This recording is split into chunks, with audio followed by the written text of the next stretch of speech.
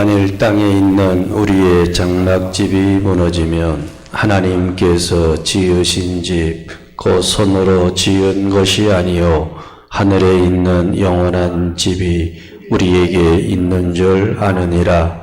참으로 우리가 여기 있어 탄식하며 하늘로부터 오는 우리 처소로 덧입기를 간절히 사모하노라. 이렇게 입으면 우리가 벗은 자들로 발견되지 않으려 함이라. 참으로 이 장막에 있는 우리가 짐진 것 같이 탄식하는 것은 벗고자 함이 아니요 오히려 덧입고자 함이니 죽을 것이 생명에 삼킨 바 되게 하려 함이라. 아멘. 소수라도 모이는 것은 또 우리가 정규 예배를 드리는 것이고, 또 하나는 촬영을 해서 또 유튜브를 통해서도 교우들이 함께하기 위해서 오늘 예배 모임을 갖는 것입니다. 이제 다루고자 했던 거 성화 부분입니다. 성화 부분, 구원에 있어서 이 성화 문제, 참 영광스러운 길로 가는 길목이 어디냐? 바로 이 성화에 있는 것이죠. 이 성화 구원에 대해서 계속 말씀을 나누려고 합니다. 성화가 뭔지, 그리고 이 거룩한 삶을 살아냈던 성경에 수많은 사람들이 있어요. 그 사람들의 신앙의 행적을 돌아보면서 오늘 하나님께서 우리에게 원하시는 삶이 어떤 삶인지를 살아낼 수 있는 은혜가 있기를 바랍니다. 먼저 거기 서론적으로 몇 가지 신앙의 괴리들을 언급을 했어요. 신앙생활 하다 보면은 고민과 갈등과 또는 두 가지가 이렇게 대립되는 경우를 많이 봅니다. 먼저는 이 교회와 세상, 이거 우리가 어떻게 볼 거냐, 또 교회와 국가, 권력 문제도 마찬가지고, 또 구원에 있어서 믿음과 은혜, 우리의 구원이 율법에 있는 것인지, 또 그리스도의 은혜의 복음에 있는 것인지, 또 신앙에 있어서 이 신행일치 문제가 크지요. 믿음과 행함, 교리와 또 실천, 이런 것들이 잘 조화를 이뤄야 되는 것들 중에 하나지요. 만약에 이 믿음은 있는데 행함이 없으면은 결국 자기 신앙도 쇠퇴되는 것이고, 또 세상으로부터 교회가 공격을 또 당하게 돼 있어요. 그렇지 않아도 교회에 대해서는 조금만 해도 아주 악의적 비판을 서슴지 않고, 그러다 보면은 신앙이 약한 사람들은 또 흔들리게 되고, 또 교회를 떠나는 사람들도 없지 않아 있습니다. 결과적으로 이 교회가 사회에 영향력을 미치지 못하면은 결국 선교나 또 전도, 이런 것들의 상황이 굉장히 열악하게 되기도 하지요. 신천지 문제도 마찬가지였고, 또 두 번째로는 어느 특정 교회, 또 특정한 목사로 인해서 참 어려움이 굉장히 많아요. 그걸 가지고 또 정치적으로 얼마든지 악용할 수 있는 게 인간들이거든요. 결국은 구속을 시켜서 대비를 하고 있는데, 이것이 결국 또 한국교회에 또 사회에 여러 가지 영향을 주기도 합니다. 안 믿기로 작정된 자들은 계속 안 믿을 소리만 합니다. 그럼에도 불구하고 하나님께 작정된 자들은 다 믿게 돼 있다는 사실을 우리가 확신하시기 바랍니다. 사람들이 떠들고 교회를 비난한다 그래서 교회가 무너지고 전도가 안 되고 하나님의 능력이 아무렇지 않게 되는 이거는 아니거든요. 절대로.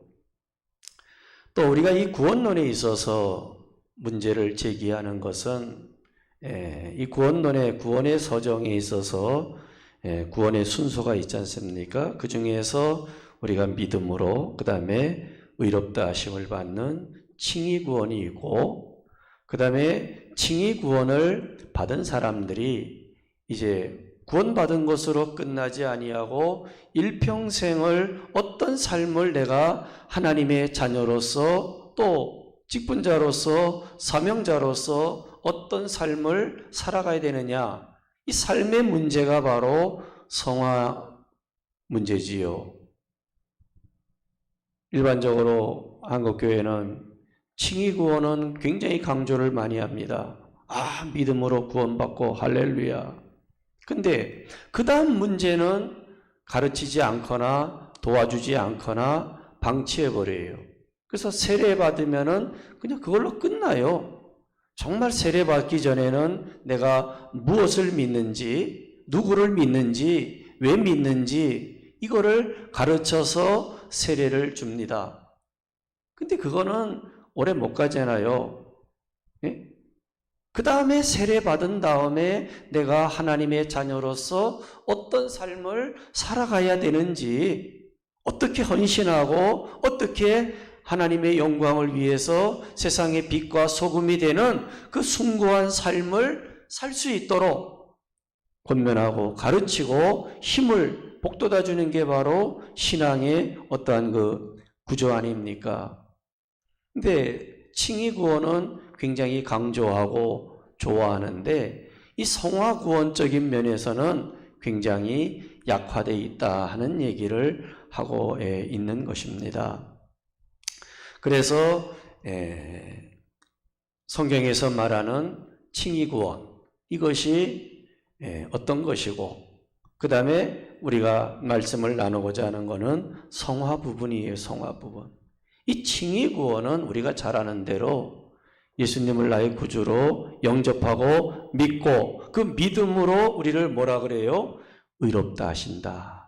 우리 죄인을 의롭다 하시고 구원하시는 하나님의 그 은혜지요.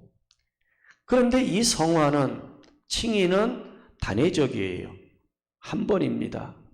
우리가 정말 거듭나는 것도 한 번이지요. 그러나 성화적인 측면에서 본다면은 거듭날 이유가 많이 있는 것이지만은 원래 하나님의 자녀가 되는 칭의의 은혜는 한 번이에요, 한 번. 하나님 자녀 됐다가 또 안 되고 또 죄 지으면 취소하고 취소했다가 다시 또 합격시켜주고 이거는 아니라는 것이지요. 근데 이 성화는, 칭의는 단회적인 것에 비해서 이 성화 구원은 계속적이에요. 평생, 언제까지냐면은 내 생애를 마치는 그날까지 내가 이루어가야 할 구원이 바로 성화 구원이에요. 이 성화 구원이 끝나면은 이제 우리가 죽는 것이지요. 또 돌아가셨다, 하나님께로 돌아가는 이 죽으면서 이제 마지막 영화 구원을 우리가 누리는 것이지요. 그러니까 우리는 지금 아직 살아 있어요. 생명이 있으니까 지금은 칭의 구원과 성화 구원의 삶을 살아가고 있다는 것이지요. 예수님께서 우리에게 주신 은혜도 이런 은혜예요. 우리가 그리스도 안에서 예수님을 믿음으로 말미암아 구원받았다는 것, 이것이 시간적으로 보면은 굉장히 오래전일 수도 있어요. 그러면서 평생을 살아가면서 행해야 될 삶의 구원이다, 이렇게 볼 수 있는 것이지요. 그래서 우리가 칭의 구원에만 머물러 있으면 안 돼요. 구원받았다, 참 귀하지만은 이걸로 끝이 아니고 이거야말로 영원한 삶의 시작이다. 시작을 했으면은 이제 끝을 보는 것이지요. 칭의 구원은 단번에 주신 은혜라 하면은 성화 구원은 계속 이뤄가야 될 구원이에요. 그래서 빌립보 2장 12절에 항상 두렵고 항상 복종하여 두렵고 떨림으로 너희 구원을 이루라 그랬어요. 이 말씀을 오해하면 안 돼요. 두렵고 떨림으로 우리의 구원을 내 구원 못 받을까 봐 막 벌벌벌 떠는 그런 말씀이 아니지요. 이 말씀은 예수님을 믿고 하나님의 자녀가 되라는 말씀이라기보다는 이제 믿음으로 하나님의 자녀가 된 사람들, 그 당시에는 빌립보 교회는 이미 성도들이에요. 빌립보 교회에 이미 기성도가 된 신자들에게 하는 말씀이잖아요. 너네 예수 믿고 구원받아라 이 말이 아니라 이제 예수 믿고 구원받고 하나님의 자녀가 되었으니 하나님의 자녀로서의 삶을 살아야 된다. 이것을 빌립보 교회에 권면하고 있는 것이지요. 다른 말로 말하면은 왕의 자녀답게 살라는 거예요. 예수 그리스도는 우리의 왕이시지요. 우리는 그분의 자녀니까 왕의 자녀예요. 거기에 걸맞는 삶을 요청하는 것이 바로 성화 구원이다. 절대로 부름받고 예수님 믿고 교회 다니기 시작한 걸로만 끝내지 말고 그 이후에 그분의 자녀로서 귀한 삶을, 거룩한 삶을 살아서 완성하는 이것이 바로 우리에게 주어진 은혜다 하는 것을 볼 수 있습니다. 주님께서는 이러한 신자들, 이러한 교회들을 사랑하셔요. 이러한 교회에 은혜를 주시는 거예요. 우리가 그렇게 하나님의 자녀가 되는 것은 우리의 공로로 된 거 아니에요. 우리가 힘써서 된 거 아니에요. 전적 은혜지만은 이 성화 구원을 이뤄나가는 것은 하나님의 은혜 가운데 우리의 노력과 우리의 결단과 우리의 모든 것들을 사용하신다는 거예요. 그것 때문에 구원받은 건 아닌데 구원받은 사람은 그러한 삶을 살아낸다는 것이 바로 칭의와 성화의 그러한 관계다 하는 것을 볼 수 있습니다. 오늘 본문에서 우리가 잠깐 보고자 하는 것은 우리가 이 땅에 살면서 신자들의 궁극적인 목표, 궁극적인 소망이 뭡니까? 이 땅에 우리가 살면서 사는 날 동안에 가질 소망, 궁극적인 목표가 뭐냐? 영원한 하나님의 나라의 완성을 우리가 목표로 삼고 걸어가는 사람들이라 비유할 수 있지요. 이 세상 가운데는 우리의 영원한 것이 있을까요? 없을까요? 예? 이 세상에는 우리가 소망하고 우리가 바라는 그것들이 이 땅에는 있을까요? 없을까요? 없어요. 이 땅에서 우리의 삶이라는 것은 그 영원한 하나님의 나라를 준비하는, 훈련하는 이곳이 뭐냐? 세상이라는 거예요. 그렇기 때문에 세상에는 영원한 것이 없어요. 세상에는 아무리 좋아도, 아무리 귀해도 영원한 것이 없고, 그러면은 이 세상을 왜 주셨을까? 세상에서 왜 우리를 부르셨을까? 이 세상은 목적지가 아니라는 거예요. 영원한 나라로 가는 하나의 과정이라는 겁니다. 과정. 아시겠죠? 완성을 향해서 그 영광스러운 하나님의 나라를 향해서 지어져 가는, 완성돼 가는, 완성을 위해서 훈련받는 곳이다. 훈련받는 곳이다. 그래서 시간적으로도 다 지나갑니다.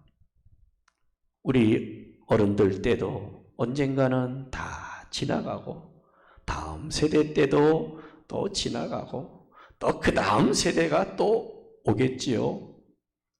그래서 세상은 시간적으로나 장소적으로 뭐 하는 곳이다? 지나가는 곳이다. 그 부분을 오늘 고린도후서 5장 1절에서 4절에서 잘 말해주고 있어요. 이 말씀은 무슨 꼭 장례식 때만 가서 보는 말씀이 아닌데, 이상하게 장례식에서 많이 보지요. 근데 뭐 장례식에서 이 말씀을 나눈들 고인이 되신 하나님 앞에 부름받은 성도는 알 길이 없는 것이고, 인간적으로 볼 때에 이 땅에 있는 우리 성도들에게 주시는 말씀이지요. 특별히 4절의 말씀을 보면은 바울의 그 소망, 바울의 그 탄식이 잘 나오잖아요. 참으로 이 장막에 있는 우리가 짐진 것 같이 탄식하는 것은, 탄식하는 이유가 뭐라 그랬어요? 벗고자 함이요? 아니라 그랬어요. 벗고자 함이 아니고 오히려 뭐예요? 덧입고자 합니다. 여기에 장막은 우리의 육체를 말하지요. 또 이 세상의 삶을 말합니다. 언젠가는 우리 세상에서의 삶이 끝이 오는 것이지요. 육체의 죽음도 있고 이 세상을 언젠가는 떠나야 할 그러한 존재가 바로 우리라는 사실이지요. 바울은 이 사실을 말하면서 그렇다 해서 이 세상의 모든 인간의 고뇌와 짐들을 벗어버리기 위해서 죽는 게 아니라는 거예요. 오히려 덧입기 위해서, 새로워지기 위해서 우리가 이 장막을 벗는다, 이런 말이지요. 그래서 2절에도 말을 했지만은 바울이 말하는 것은 사실 죽지 않은 상태에서 영적 몸으로 바꾸어지기를 소망하는데, 바울이 원했던 게 그런 바예요. 그러나 우리가 살아서 어떻게 영원한 몸을 입겠습니까? 그래서 바울은 이렇게 육체를 가지고 부활에 참여하고자 하는 소망을 피력하는 것은 그 당시에 그 영지주의자들이 있었어요. 육체와 영혼을 분리하는 사람들이에요. 그리고 육체의 부활을 믿지 않는 사람들이에요. 이런 사람들을 반박하기 위해서 그렇게 말하는 것이지요. 일반적으로 서양 문화와 정신을 대표하는 게 바로 헬레니즘이라고 그러지요. 그리스 사상을 중심으로 합니다. 이 사람들의 사상은 뭡니까? 구원이라는 것은 육체의 부활의 그런 것들이 아니고 정신이 육체로부터 자유로워지는 것이다, 뭐 이렇게 생각해요. 구원이라는 것은 죄에서 또 죽음에서 건짐받고 이런 것이 아니고 정신적인 구원으로 자유로 이렇게 생각을 하고 있는 사람들이죠. 그러나 바울은 성경에서 말하는 구원은 그런 것이 아니라는 것이죠.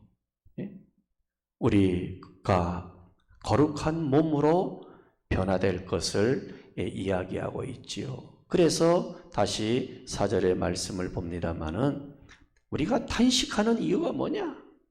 벗고자 함이 아니고 덧입고자 합니다. 새로운 몸으로, 부활의 영광의 몸으로 변화될 것을 사모하는 이것이 바로 신자의 모습이다 하는 것을 말씀하고 있습니다. 그래서 오늘 우리가 1절의 말씀을 다시 보면은 만일 땅에 있는 우리의 장막집이 무너지면, 역시 만일이라고 그랬는데, 여러분 이 만일이라는 말은 아니란 얘기입니까? 아니에요. 그 말은 가정하는 건 아니죠. 현재 우리가 살아있지만은 살아있는 사람들의 장막집이 육체가 무너지면 이걸로 끝나는 것은 아니라는 것이지요. 안 무너진다는 얘기 아니에요. 만일이라는 말은 무너진다는 거예요. 죽음을 의미하고 있는 것이죠. 다시 말하면은 이 세상의 삶은 언젠가는 다 뭐가 있다? 끝이 있다. 끝이 있다. 이건 우리가 부인하지 못하잖아요, 지금. 시편 90편 10절에 보면은 우리의 연수가 70이요 강건하면 80이다. 80 이상 되신 분들은 아주 덤으로 많이 사시는 겁니다. 예? 성경에서 말하는 보통 나이보다 어때요? 더 사시는 거예요. 감사하세요. 아이고 이러냐 힘들어하지 마시고. 그런데도 뭐라 그랬어요? 모세가 그 연수의 자랑은 수고와 슬픔뿐이다. 뒤돌아보면은 수고와 슬픔뿐이고 신속히 간다. 세월이 신속히 간다. 날아간다. 날아간다. 모세의 말이 실감나는 그런 말들이지요. 수고와 슬픔 다 버겁게 살아요. 인생을 길게 산 사람이든 짧게 산 사람이든 다 힘들고 어떻게 살았어요? 버겁게 살았어요. 요즘은 약을 그냥 한 주먹씩 잡순대요. 이거 안 잡수면 또 못 살고 건강할 수가 없어서 다 한 주먹씩 잡수면서 때로는 이게 우리의 인생이라는 것이지요. 그래서 야곱이 바로 앞에서 창세기 47장 9절에 뭐라 그랬어요? 어떻게 되십니까? 연세가 요셉의 아버지 야곱이요. 연세가 어떻게 됩니까? 그랬더니 내 나그네 길의 세월이 130년이다. 즉 130세요. 애굽에 들어갔을 때가 나의 연세가 얼마 못 되니 조상들에 비하면은 세월이 짧아요. 130세면은 아담, 무드셀라 막 900세 이상 살았지요. 노아 같은 경우도 수백 살 살았잖아요. 그렇지만은 뭐라 그랬어요? 험악한 세월을 보냈다. 응? 형 에서와의 갈등, 집을 나와서 바단 아람으로 거기서 얼마나 고생했습니까? 또 결혼하려고 라헬을 맞이하려고 또 속이는 삼촌 만나가지고 또 그러다가 부양 식구들도 많고 또 지혜를 줘가지고 하나님 복 주셔서 재물도 많고 자식도 많고 그 다음에 이제는 고향으로 돌아가야 되잖아요. 하나님의 뜻이.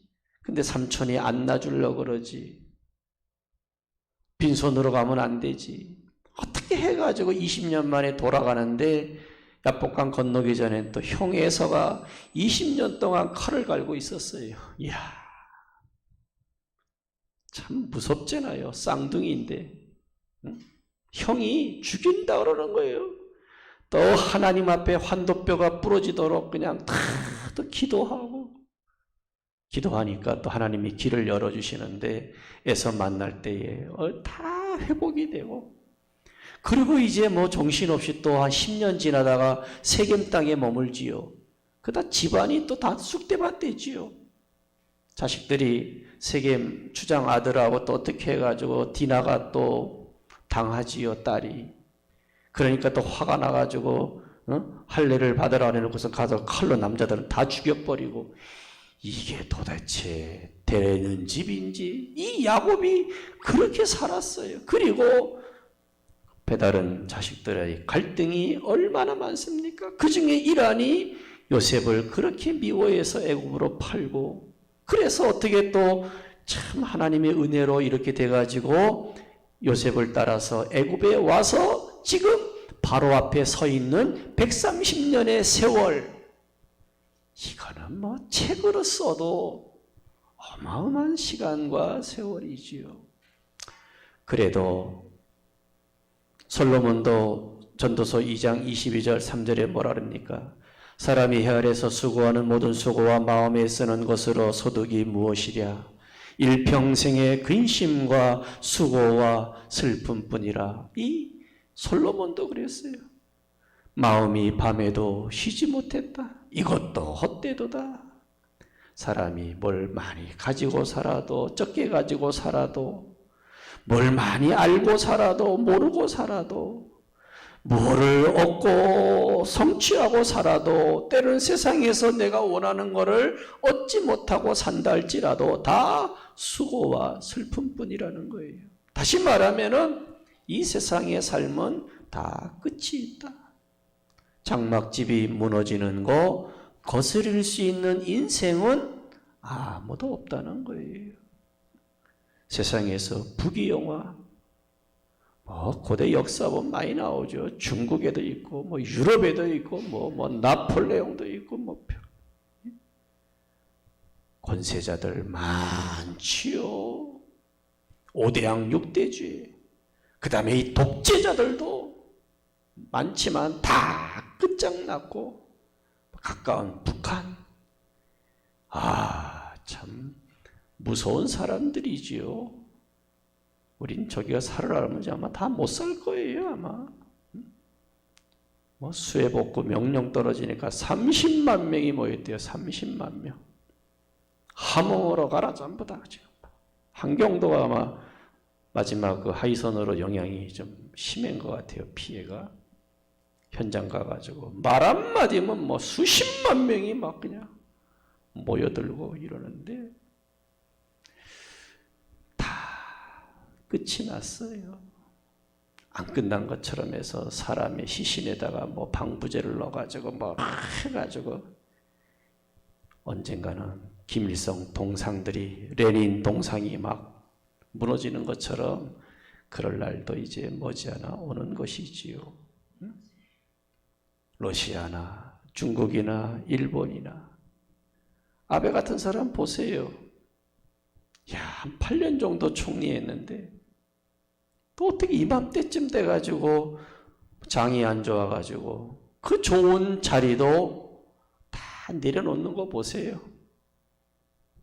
한일 관계가 좀 이번 기회에 좀 잘 됐으면 하는 마음도 있죠. 우리가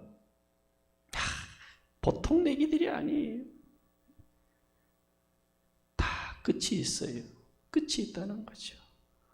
그러나 오늘 그것으로 끝나는 것이 아니고, 무너지면 무너지는 것으로 끝나는 것이 아니고, 하나님께서 지으신 집, 곧 손으로 지은 것이 아니요 하늘에 있는 영원한 집이 우리에게 있는 줄 안다.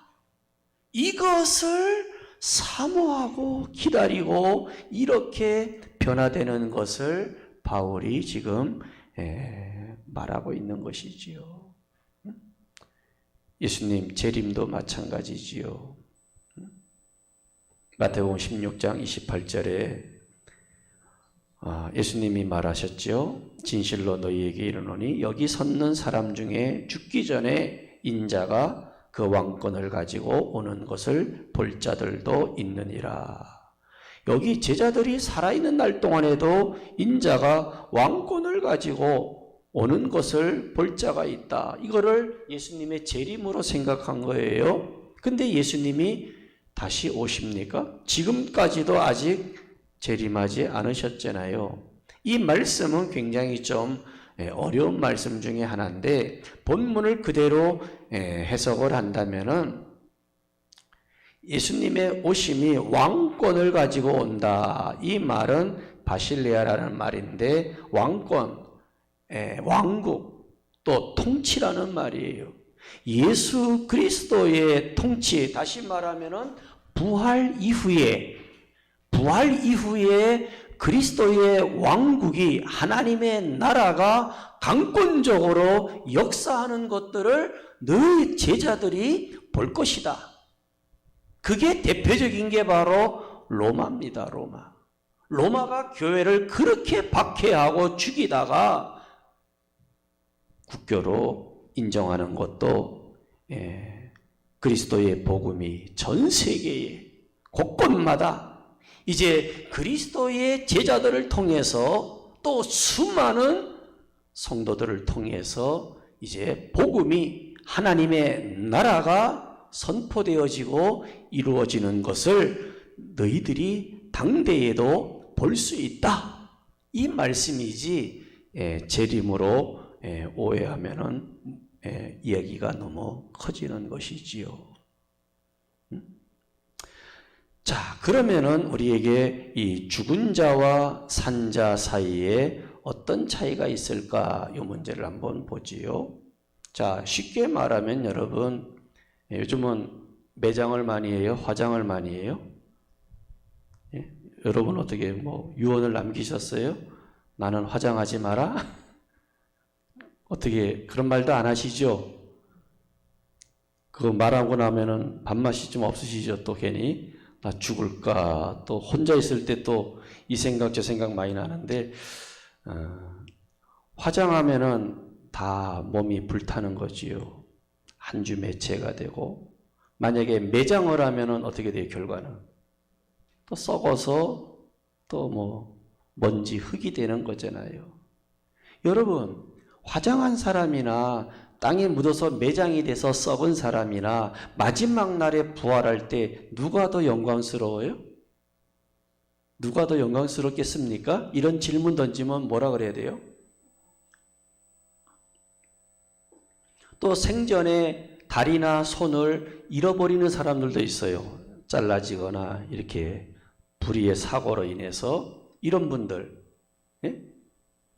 부활할 때에 손 하나 다리 하나 없는 모습으로 부활하겠습니까?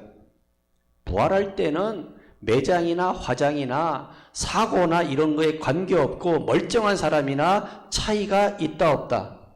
없다는 거예요.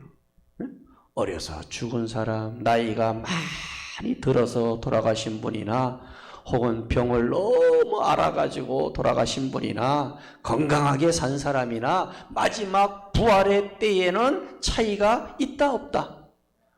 어떤 모습인지는 우리는 몰라요. 그러나 가장 영광스러운 모습, 지금 모습이 가장 영광스러울까요? 아니죠. 몇 년 전이 더 낫겠지요?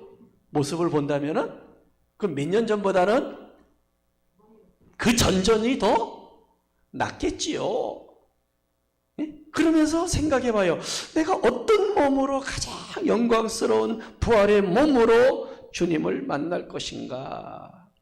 한마디로 말하면 차이가 분명하게 말하면 하나도 없다는 거예요.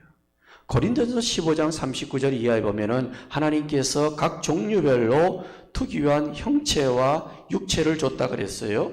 그래서 육체도 다 같은 육체가 아니라 그랬어요. 사람의 육체가 있고 짐승의 육체가 있고 새, 물고기 이런 육체도 있고 형체는 하늘에 속한 형체도 있고 땅에 속한 형체도 있고 하늘에 속한 영광이 있고 땅에 속한 영광이 있고 다 다양하다 그랬어요. 영광도. 그리고 15장 41절에 보면은 해와 달과 별의 영광도 다 다르다 그랬어요.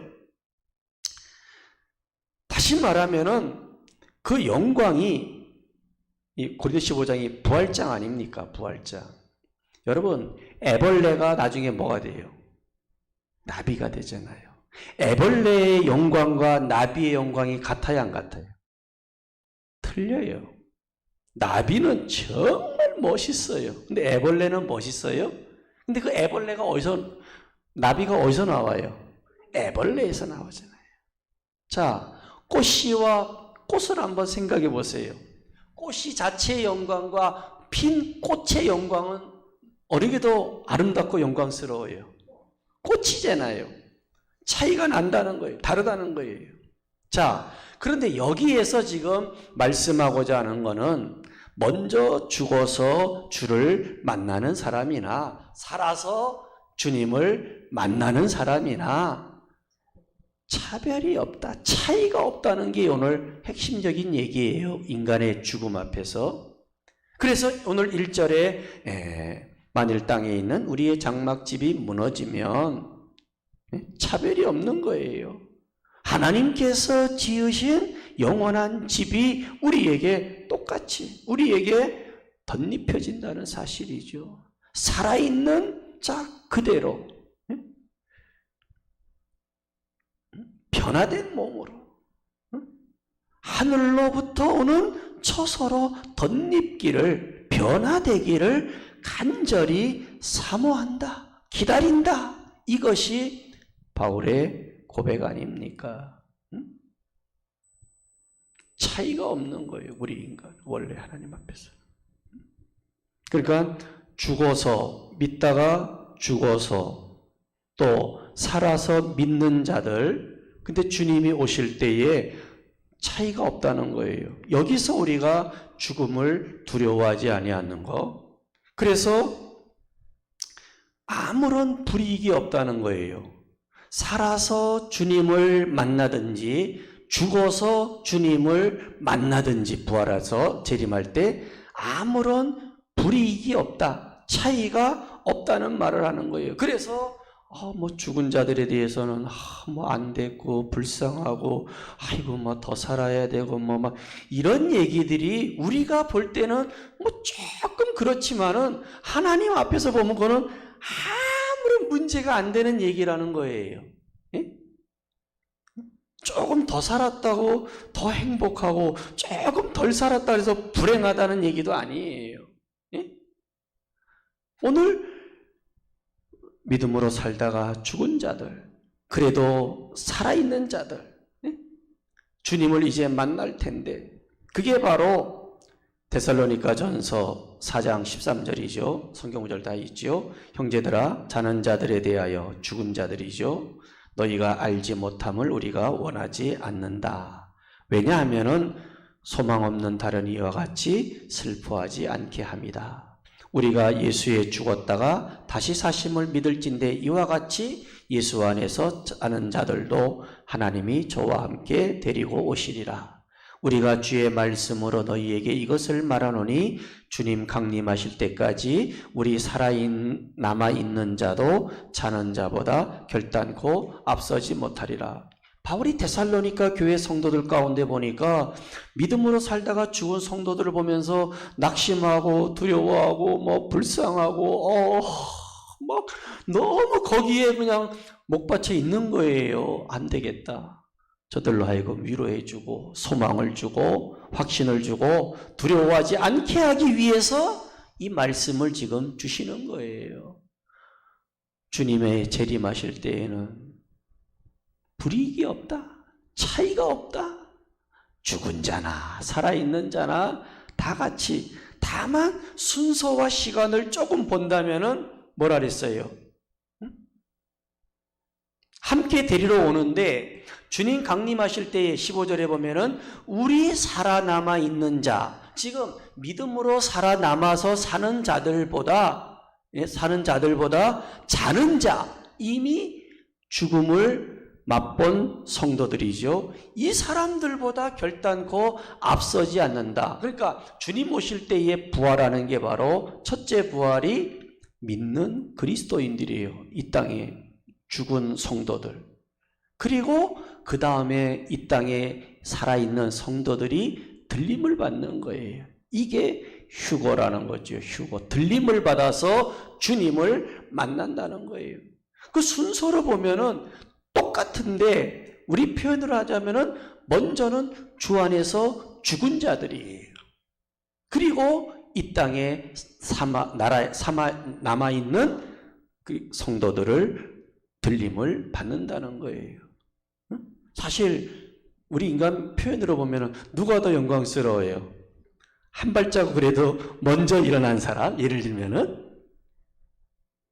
뭐 거의 뭐 차이가 없을 거예요. 시간이 하나님의 놀라운 능력으로 들림받을 때에. 그렇기 때문에 죽은 자들의 운명에 대해서 너무 슬퍼하고 낙심하지 말고 정말 믿음으로 살다가 죽으심을 정말 하나님 앞에 감사할 것밖에 없다는 거예요.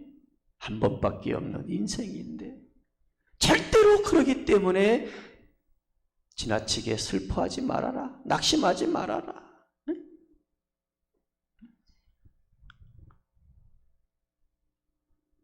그래서 마지막 이 휴거가 나오죠. 16절 이하에 보면은 주께서 호령과 자는 자들을 깨우는 거죠. 천사장의 소리와 하나님의 나팔로 친히 직접 하늘로 쫓아 강림하시리니, 자, 그리스도 안에서 죽은 자들이 먼저 일어나고 그 다음에 우리 살아남은 자도 저희와 함께 구름 속으로 끌어올려 공중에서 주를 영접하게 하시리니. 바로 이 말씀이에요. 이 말씀. 그리스도 안에서 죽은 자들이 먼저 일어난다. 결과적으로는 같다는 거예요. 그 변화된 영광의 몸으로 들림받는 것은 같다는 거예요. 그렇기 때문에 죽은 자들에 대해서 너무 마음 아파할 필요가 없다는 거죠. 솔직히 사랑하는 사람이 먼저 세상을 떠나면 부모님이나 누구든지, 여러분 지금도 마음이 한쪽에 남아있겠지만은 어느 정도 가면은 한 달, 두 달 가면 조금 그래도 살만해요, 안 살만해요? 처음에는 살 것 같지 않죠? 예? 근데 제가 가만히 보니까 다 사시더라고요. 예? 그 당시에는 그 슬픔 때문에 정말 밥맛도 없고 살맛도 없고, 예? 근데 시간이 좀 지나면은 어쩔 수 없어요, 사람은. 그래서 여기까지 또 살아온 거 아니겠습니까? 우리는 분명히 이 영광스러운 몸의 부활이 있다는 거, 이거를 덧입기 위해서 바울은 탄식하고, 또 우리의 장막집이 무너진다 할지라도 낙심하거나 두려워하지 않는다는 것을 강하게 이 데살로니가 교회에도 권면하고 있는 말씀이시지요. 그래서 들림받는 것은 그리스도의 재림 때에 우리의 소망이지요. 하나님의 나라가 있다. 더 이상 눈물도 아픈 것도 슬픔도 없고 병든 것도 없고 이별도 없고 죄도 없고 등불도 필요 없는 그 나라에 들임받는, 예? 이것이 우리가 바라봐야 될 영광의 성화의 가장 목표라는 거예요. 이 목표가 우리에게 있다. 예? 그래서 늘 탄식하기도 하고, 때로는 인생의 장막 때문에 힘들 때도 있지만은 괜찮다는 거예요. 낙심하지 말고 두려워하지 말라는 거. 예? 그리스도 안에서 죽은 자들, 주님이 언제 오실런지는 모르잖아요. 우리 때에 오시면 좋을까요? 우리 권사님들 살아계실 때 오실까요? 주님? 오시라고 할까요? 오시라고 한다 오시고, 오지 말라고 안 오실 건 아닌데 오시면 좋겠지요. 우리는 살아서 주님을 뵙니까. 그리고 앞서간 성도들 다 또 같이 들림받는데, 문제는 뭐예요? 지금 오시면은 아직 구원받지 못한 사람들, 아직 구원받지 못한 사람들 어떡하겠어요? 이게 가장 관건이에요. 당장이라도 깨끗이 정리할 수 있어요, 하나님은. 그럼에도 불구하고 참고 기다리시는 이유는 그 영혼들을 구원코자 하시는 것. 이 하나님의 마음을, 하나님의 기다리심을 이 땅의 모든 사람들이 알아야 될 것이고, 안 오시는 게 아니고 더딘 이유는 우리 사랑하는 사람들을 다 구원코자 하시는 하나님의 깊은 뜻이 있는 줄을 믿습니다.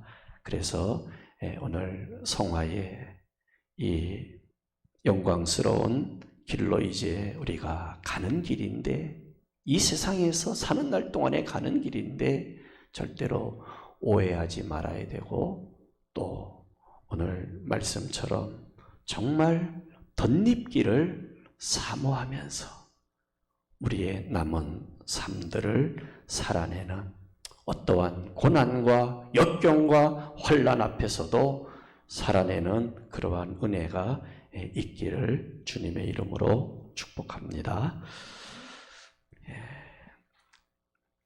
찬송가 하나 써놨죠? 177장.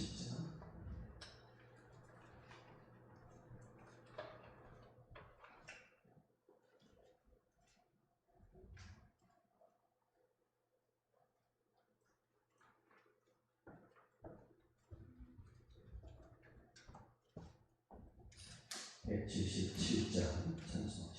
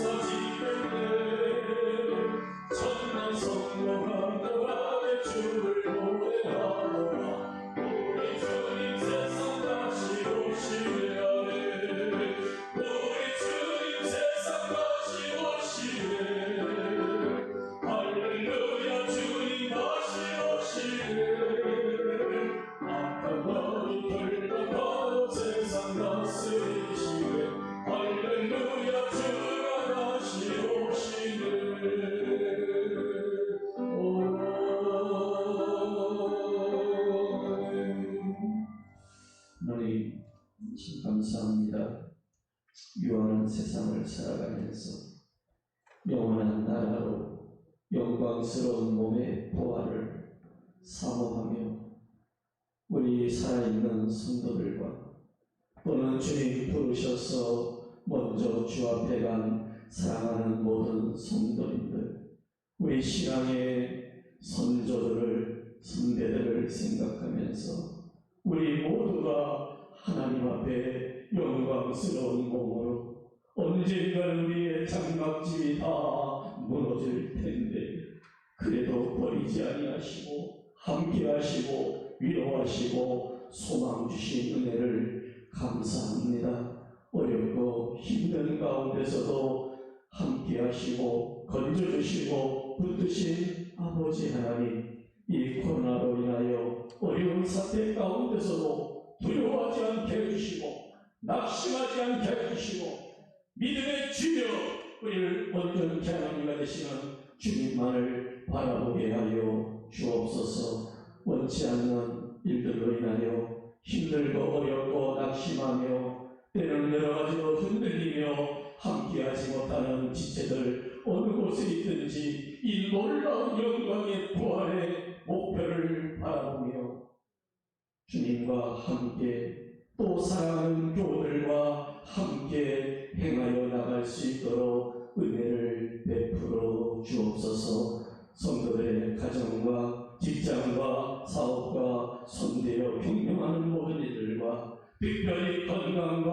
은사와 모든 일에 함께하여 주실 줄을 믿습니다. 속히 모든 것들이 치유되어지고 회복되어지고 정상적인 삶의 자리로 나갈 때까지 참고 인내하며 믿음으로 승리할 수 있도록 우리 교회와 모든 주의 종들과 권속들과 사랑하는 주의 자녀들을 붙들어 주옵소서. 더 기쁘고 더 감사하고 기쁜 마음으로 영광의 하나님을 배울 수 있도록 이 시간도 모든 성도들과 동행하시고 함께하시고 성령님으로 인도 역사하여 주옵소서. 예수님 이름으로 감사 기도드리옵나이다. 아멘. 하늘에 계신 우리 아버지여, 이름이 거룩히 여김을 받으시오며 나라의 임하오시며 뜻이 하늘에서 이룬 것 같이 땅에서도 이루어지다. 오늘날 우리에게 일용할 양식을 주옵시고 우리가 우리에게 죄 지은 자를 사하여 준 것 같이 우리 죄를 사하여 주옵시고 우리를 시험에 들게 하지 마옵시며 다만 악에서 구하옵소서. 대개 나라와 권세와 영광이 아버지께 영원히 있사옵나이다. 아멘.